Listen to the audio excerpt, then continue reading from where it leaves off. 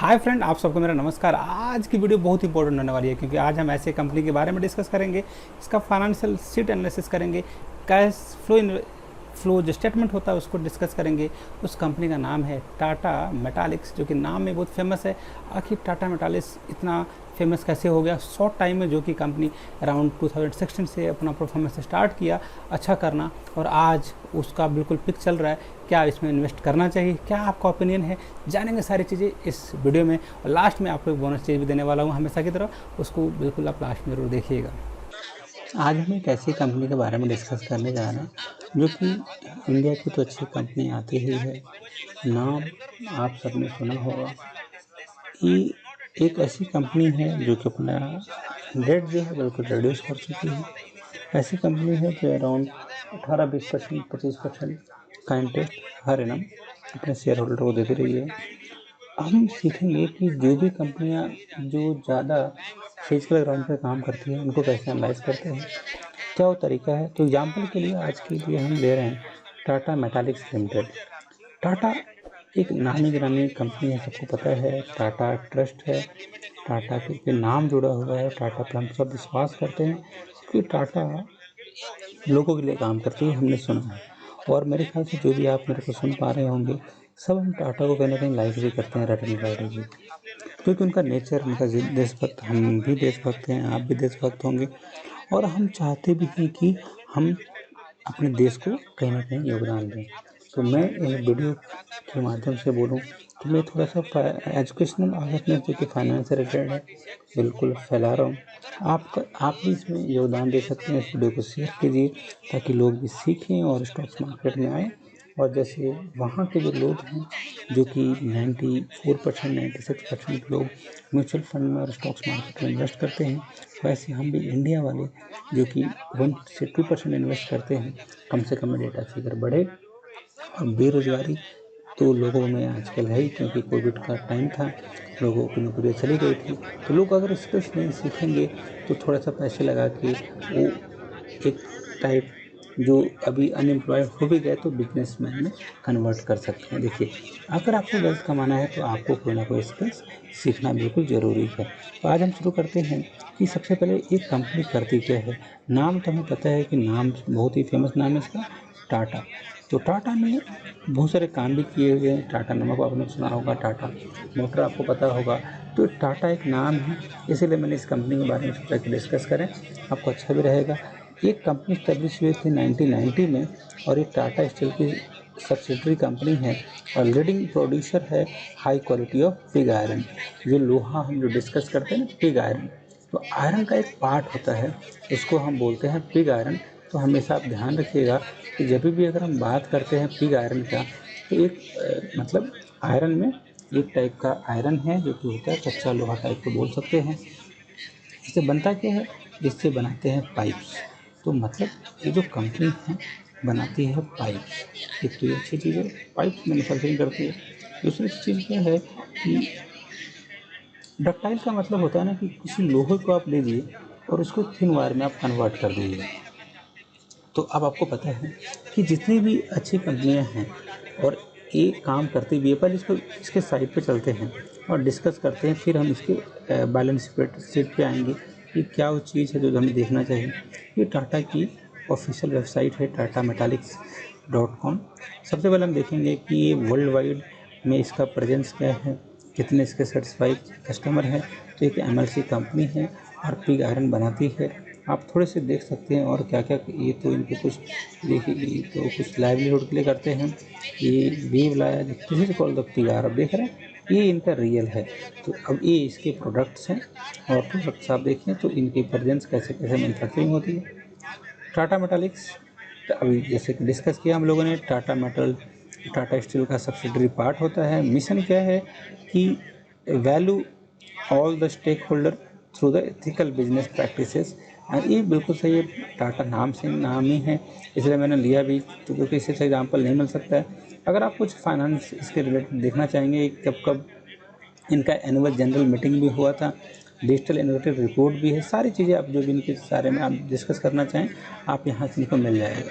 अब कुछ डिस्कस करेंगे कि आखिर इनके प्रोफाइल, कंपनी प्रोफाइल क्या है, तो कंपनी प्रोफाइल तो आपको पता ही है कि अभी तक टाटा मेटालिक्स जो है 90 में आई थी और टर्नओवर जो है इतना में अराउंड 2000 करोड़ का आप टर्नओवर मान सकते हैं। और इसका जो मेटल की जो प्रोडक्शन कैपेसिटी है वो देखिए इतना टन है और ये एनुअल टन इसका इतना है। तो मतलब आप ये डिस्कस कर सकते हैं कि टाटा ने ये किया है तो कुछ तो अच्छा किया। और ग्रुप इसकी प्रोफाइल अगर देखेंगे तो ग्रुप में इसका देखिए कि और क्या क्या ये काम करती है। तो आप ये बोल सकते हैं कि टाटा जो है, टाटा ग्रुप इंजीनियरिंग सर्विस में है, कम्युनिकेशन एंड आईटी में है, मटेरियल में है, केमिकल्स में है और कंज्यूमर प्रोडक्ट्स में है, इंजीनियरिंग में है, एनर्जी में है और सर्विस में है। और देख सकते हैं टाटा ने मोस्टली हर ब्रांच में पार्टिसिपेट किया है और इनकी कंपनी भी है। और अब नीचे थोड़ा सा और देखते हैं कि इस्टेब्लिश हुई थी 1907 में, जो कि हमारा देश आज़ाद हुआ था आपको पता ही होगा 1957 में और 1947 में। उससे पहले वाली कंपनी है, कितनी बड़ी कंपनी है और टॉप ग्लोबल की जो 10 कंपनियां हैं उनमें भी इनका नाम है। और आप एक चीज़ और डिस्कस कर सकते हैं कि आप अगर देखेंगे लीडरशिप इनका बोर्ड ऑफ डायरेक्टर अगर देखना चाहें तो भी आप इजीली आप इनको देख सकते हैं कि आखिर ये लोग इसमें देखिए यहाँ पे अगर इसका बिजनेस एथिक्स आपको पता है कि इनका खुद टाटा कोड ऑफ कॉन्डक्ट एक बना हुआ है। ये दत्ता जी हैं जो कि एथिक्स काउंसिल में है वेस्ट बंगाल में जवाहरलाल नेहरू रोड पे। तो आप कुछ भी अगर इनसे अगर डिस्कस भी करें कुछ करें कि अब आपको पता है कि ये ब्रांड जो इन्होंने बनाए हैं ये ब्रांड बिल्कुल सही ब्रांड है कि सबसे पहले देखिए highest surface area to the mass ratio है ना, metals faster availables in the custom production.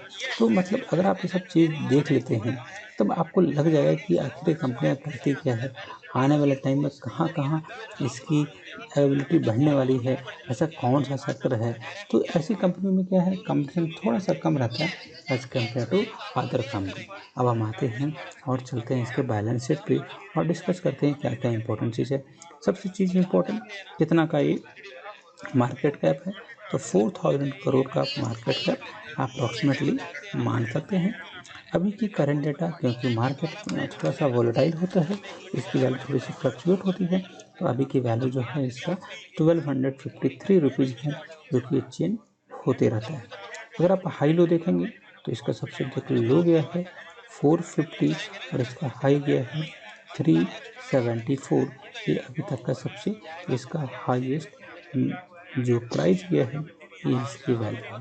अगर हम डिस्कस करें इसका stock price stock earning per share, ये इसकी वैल्यू जो है 12.1 है। बुक वैल्यू आपको पता है अराउंड 412 है। आप इसके अगर डिविडेंड यील्ड देखेंगे तो डिविडेंड यील्ड हमेशा मार्केट प्राइस से 32/100 इंटू जब हम इसको मल्टीप्लाई करेंगे 3955, ये इसका इतने आपको वैल्यू मिलने वाली है।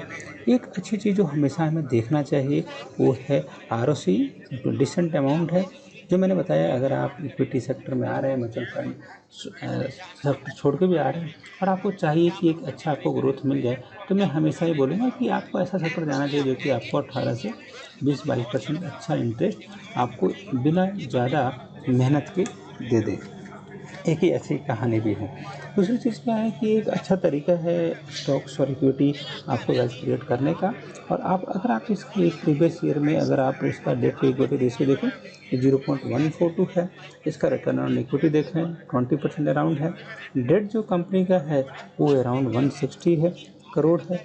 और आपको पता है क्विक रेशियो जो है, जो कि क्विक रेशियो आपके सामने दिया हुआ है। क्विक रेशियो अगर कंपनी में आसपास के टाइम में अगर कोई आपदा हो जाए या कुछ ऐसा कोई केसेस वगैरह हो जाए तो उस केस में इसकी वैल्यू है 1.33। ये इस कंपनी की क्विक वैल्यू है। इसकी इंटर कवरेज रेशियो है, जितना का इनके पास लोन है उसका कितना टाइम में कंपनी कमाती है वो बताता है इंटर कवरेज रेशियो।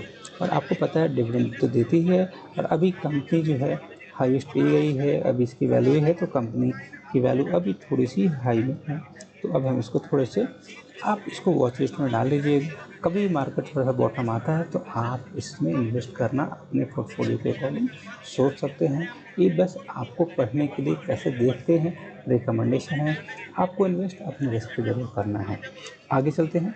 चलिए, जैसे क्या है कि अगर हम इस कंपनी में थोड़ा सा और डिटेल में चले हम, तो अगर हम इसका प्राइस देखेंगे 1 मंथ, देखिए फ्लेक्सिबिलिटी थोड़ा सा डाउन है 1 मंथ में, और 3 मंथ में भी डाउन है, और अभी भी 1 ईयर में भी है, 6 मंथ में भी है।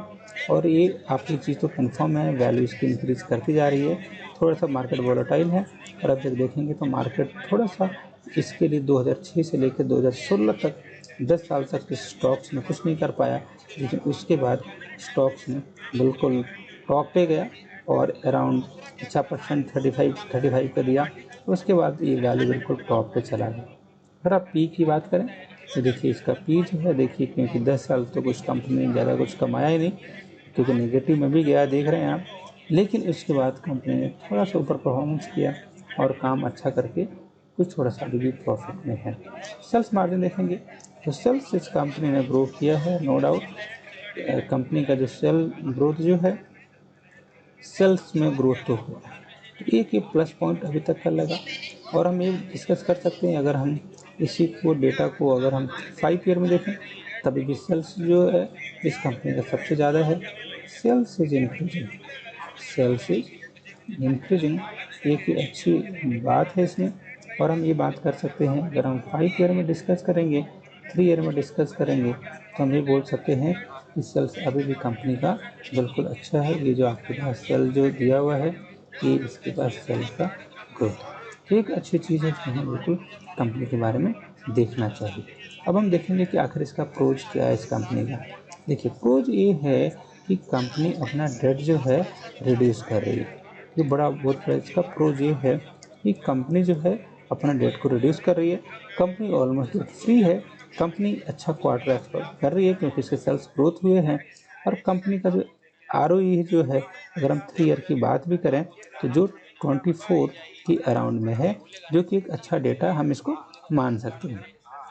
अब इसमें एक चीज़ जो है, हम क्या चीज़ है जो कि हम थोड़ा सा नेगलेक्ट कर सकते हैं। तो देखिए, आप जब भी अगर आप एनालाइज करेंगे, ये डेटा थोड़ा सा नेगेटिव है, जो कि पास्ट ईयर में अगर आप वैल्यू अगर देखेंगे भी तो अराउंड 6.6% अराउंड थोड़ा सा ही बॉटम में गया भी है।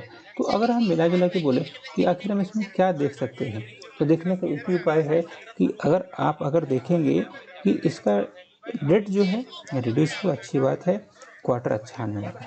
हम देखेंगे कि आखिर इसके कंपटीटर हैं कौन कौन, और उस कंपटीटर क्या क्या करते हैं। देखिए सबसे अच्छी चीज़ क्या है ना कि ऑलवेज सी द रिजल्ट, जो कि आपके शॉर्ट टर्म वाले आए। जैसे कि मान लीजिए कि आपके पास ये वैल्यू आ जाए 2018, देखिए 2018 से लेके आप जून 2021 देखिए, इसमें आप एक चीज़ देखेंगे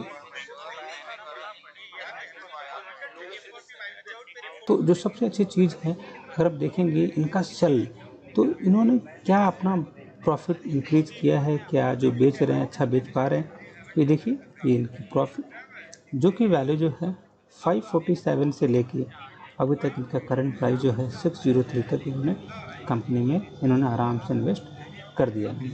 एक्सपेंसेस देखेंगे 450 के अराउंड एक्सपेंसेस है, ये भी एक अच्छी वैल्यू है जो हमारे पास दिख रहा है। प्रॉफिट अगर आप देखेंगे तो प्रॉफिट अभी तक का सबसे मैक्सिमम है, जो एक अच्छी चीज़ है, सुनने में अच्छी लगती है कि प्रॉफिट इस कंपनी ने अभी तक सबसे अच्छा दिया है। मतलब इस कंपनी के जो बुरे वाले जो वक्त है वो ऑलमोस्ट चले गए, हम ऐसा बोल सकते हैं कि क्योंकि इसके बाद जो है नेगेटिव थोड़ा सा, जब ये कंपनी सेटअप हुई थी तो थोड़ा सा दिक्कत हुआ था। अभी हम इसका 10 साल का रिपोर्ट भी देखने वाले हैं, बड़ा इंटरेस्टिंग होने वाला है। इसका अगर नेट प्रॉफिट देखें वो अभी तक का बिल्कुल हाईएस्ट है, और यही रीज़न है कि मोस्टली अब जो इसका जो प्राइस जो जा रहा है वो थोड़ा सा टॉप पे जा रहा है। अगर हम प्रॉफिट लॉस देखें रियल स्टेटमेंट में, तो एक चीज़ हम देख सकते हैं कि अगर आप देखेंगे 2010 में, तो इस केस में इसका सेल्स है 1044, एक्सपेंसेस थोड़े से इसके आपको पता है इतने हैं क्योंकि इसको रेफरेंस पॉइंट लेंगे। ऑपरेटिंग प्रॉफिट जो है 79 है, और आपको देखा अदर इनकम जो है 29 है, और इंटरेस्ट जो है 40 का है, डिप्रिसिएशन 16 का है, और प्रॉफिट बिफोर टैक्स जो है 51 है, और नेट प्रॉफिट जो इस कंपनी का है 56 है। जो कि 46 है। और अगर आज का कंपेयर करें, क्योंकि profit is the only thing that we really see in the balance sheet, maximum तरह पे लोग देखते हैं। देखिएगा ये वैल्यू हम इंडिकेट करेंगे, बिल्कुल डेसेंट वैल्यू है।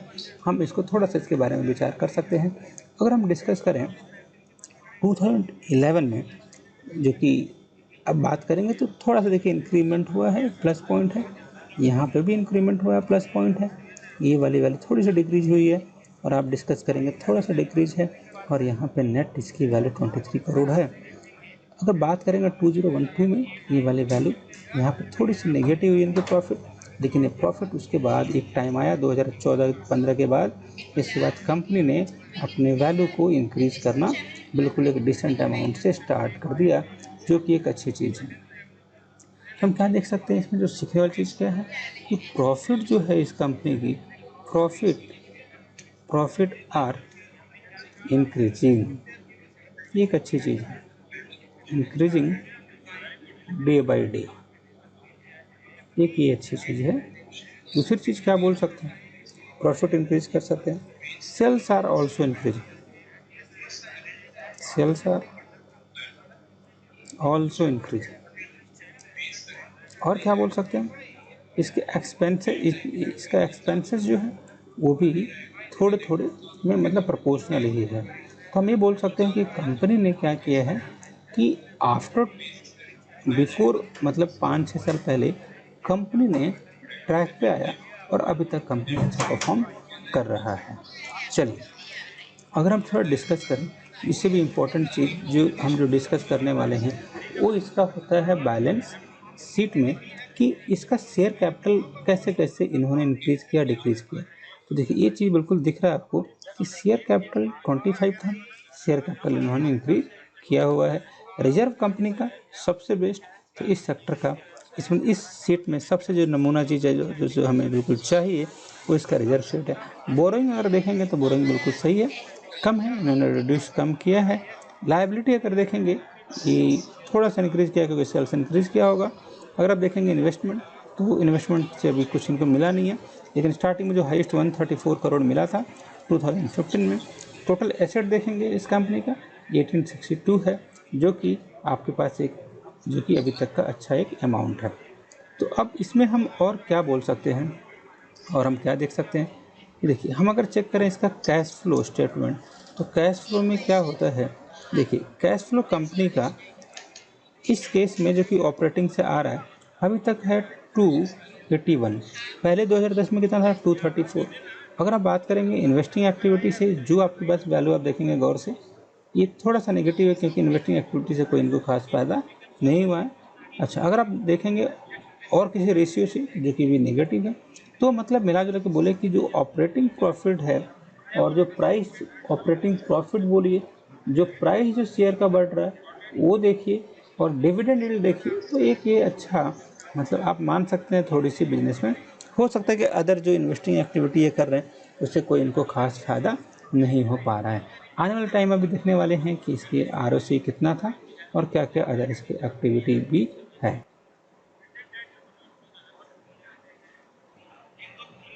अच्छा, अब हम क्या करने वाले हैं, अब हम डिस्कस करेंगे कि आखिर इसके कैश फ्लो तो हमने डिस्कस कर लिया, आखिर कौन से इम्पोर्टेंट ऐसे रेशियो हैं जो हमें बिल्कुल भी देखना चाहिए। देखिए, रेशियो जो सबसे इम्पोर्टेंट होता है, हम देखते हैं ROCE, return on capital equity equity, जो इसके पास जो डिसेंट अभी तो हाईएस्ट गया है 38, फिर उसके बाद 41, फिर आप बोल सकते हैं 25। तो आप ये बोल सकते हैं कि अभी तक का जो ROCE जो है इस कंपनी का सबसे जो हाईएस्ट जो अमाउंट जो गया है, हाईएस्ट जो परसेंटेज गया है, वो है 41% तक गया है। ये आपके सामने है। और आपको पता है टर्नओवर जो इसका दे रखा है कंपनी का, वो 2.54 तक है। ये इस कंपनी का टर्नओवर है। या आप थोड़ा सा दो इम्पोर्टेंट पैरामीटर है तो हम इसको देख सकते हैं।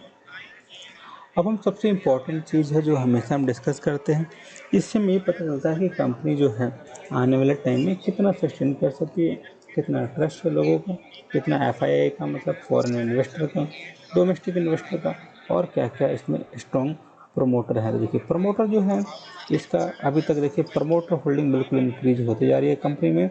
जैसे जैसे कंपनी ग्रोथ करती जा रही है, एक गुड इंडिकेशन है कि प्रॉफिट तो कंपनी आने वाले टाइम में बिल्कुल करेगी, क्योंकि प्रमोटर होल्डिंग जो है अपना स्टेक को, अपने वैल्यू को, अपने स्टॉक्स को बिल्कुल इंक्रीज कर रहा है टाइम टू टाइम।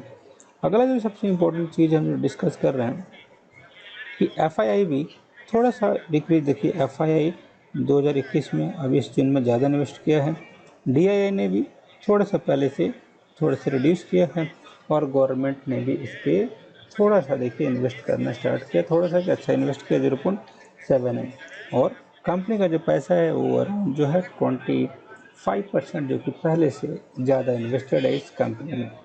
तो हम इससे क्या सीख सकते हैं कि गवर्नमेंट ये जो सेक्शन है थोड़ा सा स्टेबिलिटी ज़्यादा है, ये +0.1 है। दूसरा क्या देख सकते हैं कि अगर यहाँ पर स्टेबिलिटी ज़्यादा है, और दूसरा हम ये बोल सकते हैं कि एफआईआई जो हैं उनके जो वैल्यू है वो भी इंक्रीज कर रहा है, और हम बोल सकते हैं कि ये जो डीआईआई जो हैं ये भी अपना वैल्यू को इंक्रीज कर रहे हैं, और गवर्नमेंट ने भी इसमें अपना कुछ फंड दिया है क्योंकि इनके पास इनका नाम है और इनका फेम है। अगर हम डिस्कस करें पब्लिक से, तो पब्लिक ने भी अपना बिल्कुल इस पर सपोर्ट दिया है, और हम जो डेटा देख रहे हैं ये भी एक डिसेंट डेटा है। तो इसमें हम नॉर्मली अगर हम जो इम्पोर्टेंट चीज़ें हैं जो हमें बिल्कुल कंसिडर करना चाहिए, वो ये कंसिडर करना चाहिए कि प्रमोटर ने कितना होल्डिंग इंक्रीज किया, एफआईआई क्या इन्वेस्ट कर रहे हैं, डीआईआई क्या इन्वेस्ट कर रहे हैं, गवर्नमेंट का कितना इसमें टैक्स है, पब्लिक का कितना टैक्स है, ये सारी बातें हमें बिल्कुल अच्छे से देखना चाहिए। अगर हम डिस्कस करें कि और भी अगर हम कुछ डेटा देखना चाहें, इसके पहले थोड़ा समराइज कर लें कि देखिए मार्केट कैप कंपनी का बिल्कुल अच्छा है, अराउंड 4000 करोड़ है, पी रेशियो जो है 12 है, और आरओसी जो कि डिसेंट अमाउंट है, इस सेक्शन में भी इसको आप कंसिडर कर सकते हैं। ये दोनों ही बड़े अच्छे नंबर हैं। और हम ये आप बात कर सकते हैं कि आपके पास रिटर्न ऑन इक्विटी आपके पास कितना है, डेट टू इक्विटी रेशियो कितना है, डेट टू इक्विटी रेशियो आखिर एक कितना परसेंट आपके पास डेट है और कितना परसेंट इसका इक्विटी है, ये भी हमारे सामने दिया हुआ है, जो एक अच्छा इसका मैंने वैल्यू हम मान सकते हैं। आपको पता है 5 ईयर में कितना होगा, ये भी आपके पास वैल्यू दिया हुआ है। और इसका मैक्सिमम ये जो कुछ इंपॉर्टेंट पैरामीटर जो कि इस स्टॉक से रिलेटेड है, ये आप बिल्कुल देख सकते हैं कि point number 1, point 2, point 3, point 4 जो इम्पॉर्टेंट पैरामीटर है जिसके बारे में हम डिस्कस कर सकते हैं। कुछ इंपॉर्टेंट चीज़ें जो और से भी ज़्यादा इम्पोर्टेंट है कि आखिर इसकी अभी जो ट्रेडिंग जो कर रहा है थोड़ा सा इनका नेगेटिव गया है, लेकिन उतना हम नेगेटिव में कंसिडर नहीं भी करेंगे तब भी हमारा काम चलेगा, इतना हम चल सकते हैं। और भी अगर हम देखेंगे क्वार्टरली रिजल्ट इनका हमने डिस्कस कर लिया, प्रॉफिट देखिए इनका इंक्रीज हुआ है, एक प्लस पॉइंट था। और जो सबसे अच्छी चीज़ है कि कंपनी ने टाइम टू टाइम कि बोरिंग थोड़ा सा ज़्यादा बढ़ाया है और अपने डेट को रिड्यूस किया है। तो एक मतलब कि जो होते हैं ना सोने पे सुहागा, वो वाली बात है कि डेट ने कंपनी ने तो डेट को कम किया ही किया और बोरिंग को बढ़ाया भी, मतलब बोरिंग बढ़ाया। और हमने क्या देखा कि प्रमोटर होल्डिंग भी इसका इंक्रीज कर रहा है। तो अगर हम इसको समराइज करें इस स्टॉक्स में जो चीज़ें हमें बिल्कुल अच्छी लगी, तो टॉप पे चलते हैं और इसको लिखते हैं पॉइंट नंबर 1 में, पॉइंट के फॉर्म में। सबसे बड़ी चीज़ क्या है कि अगर हम देखेंगे कि डेट कितना है, तो डेट बिल्कुल कम है। सेकंड पॉइंट अगर देखेंगे, प्रमोटर ने अपना होल्डिंग बढ़ाया है, एक प्लस पॉइंट है, प्रमोटर ने होल्डिंग बढ़ाया है। थर्ड पॉइंट ये बोल सकते हैं कि रिजर्व इसका सबसे ज़्यादा है, और आप ये भी डिस्कस करें रिजर्व सबसे ज़्यादा है। फोर्थ पॉइंट आप ये बोल सकते हैं कि बोरोइंग इसका कम है जो कि डेट से रिलेटेड है। और आप ये बोल सकते हैं कि ये इस कंपनी का ब्रांड भी वैल्यू बिल्कुल दिख रही है। और ये बोल सकते हैं कि अब एक कंपनी जो है ट्रैक पे आ गई है और आने वाले टाइम में अब इसको प्रॉफिट देना स्टार्ट कर दिया। तो हम ये सब चीज़ें देख के आप बिल्कुल कंक्लूड कर सकते हैं। और ये जो ट्रांसपेरेंसी, क्योंकि ब्रांड एक नाम है और एथिक्स वाले काम के लिए बिल्कुल टाटा बिल्कुल हमेशा फेमस है।